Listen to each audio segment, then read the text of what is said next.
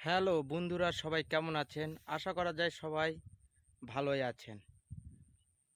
আপনাদেরকে কিছু পরামর্শ দেওয়ার জন্য আর কি ইউটিউবে এই ভিডিওটা আপলোড করলাম। আপনারা সবাই দেখবেন এবং আমার পাশেই থাকবেন। ভিডিওটা কেমন হয়েছে সেই বিষয়ে আপনারা লাইক কমেন্টে আমাকে জানাবেন। পরবর্তীতে যদি কোনো ভালো কোনো কিছু আপনাদের দেখার মন চায় বা জানার মন চায়, আপনারা লাইক কমেন্টে আমাকে জানাবেন। আমি আপনাদেরকে দেখানোর চেষ্টা করব। যে জন্যে আজকের ভিডিওটা বানানো সেটা হচ্ছিল মাঠের ধানের সম্পর্কে একটু আপনাদেরকে বলতে চাই। আমাদের মাঠের ধানগুলো অনেকটা হলুদ হয়ে গেছে, এমনকি কাস্তর গামরও হয়ে গেছে ধান। আপনারা কি করবেন এই বিষয়ে আপনাদেরকে একটু আমার ভিডিওটা দেখতে হবে এবং ভালো কিছু এখান থেকে জানতে পারবেন। কারণ আমরা মাঠ পর্যায়ে কৃষক, অরিজিনালভাবে যেটা হবে আমরা সেটাই আপনাদেরকে জানাতে পারবো। বাড়ি বাড়ি গিয়ে তো আর বলা সম্ভব হয় না। আপনাদেরকে ইউটিউবের মাধ্যমে আর কি দেখানোর চেষ্টা করছি, কারণ এখন আধুনিক যুগ, সবার হাতে হাতে স্মার্টফোন, সবাই নেট ব্যবহার করে, সবাই ইউটিউব দেখে। তো আমার ভিডিওগুলো দেখতে এবং ভালো কিছু পরামর্শ সবগুলো জানতে আমার চ্যানেলটা অবশ্যই সাবস্ক্রাইব করে নেবেন এবং লাইক কমেন্ট দিবেন। সবার উদ্দেশ্যে আমি আপনাদেরকে কিছু কথা বলে যেতে চাই। এই যে ধান মাঠে এখন কাস্তর গামর এসেছে, আপনারা কি করবেন? প্রথম অবস্থায় আপনার ধান কাস্তর গামর, যদি ধানের পাতা মরে যায়, কারণ এখন ওয়েদার অনেকটা আপনাদের মানে 30-31 ডিগ্রি যাচ্ছে, যেহেতু ওয়েদারটা অনেক গরম। এই জন্য আপনারা প্রথম অবস্থায় ধানের পাতা যদি হলুদ হয় 5 করে ইউরিয়া দিবেন, 7-8 জমি বুঝে পটাশ দিবেন। তাহলে আপনাদের কিছুটা ধানের পাতা মরার থেকে রক্ষা হবে।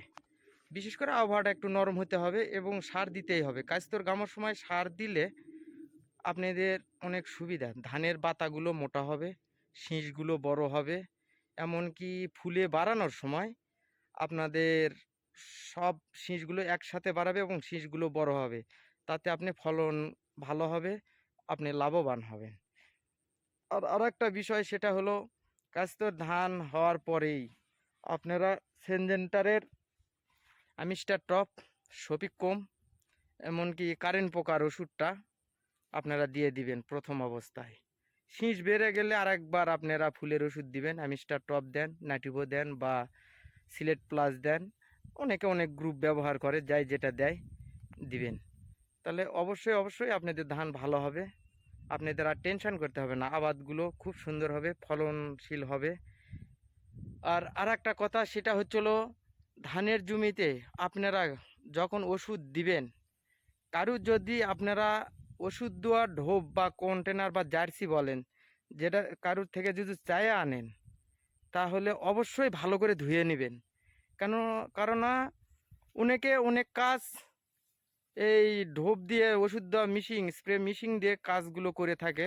যেমন ঘাস মারা ওষুধ দেয়, যেমন বিন্না পোড়া বলে আমাদের এলাকায়, ঘাসগুলো মরে যায়, ওগুলো দিয়ে ধুয়ে রাখে না, কারণ তার কাজই হচ্ছিল ঘাস মারা ওষুধ। পুকুরে ব্যবহার করে, এখানে ওখানে ব্যবহার করে রেখে দেয়।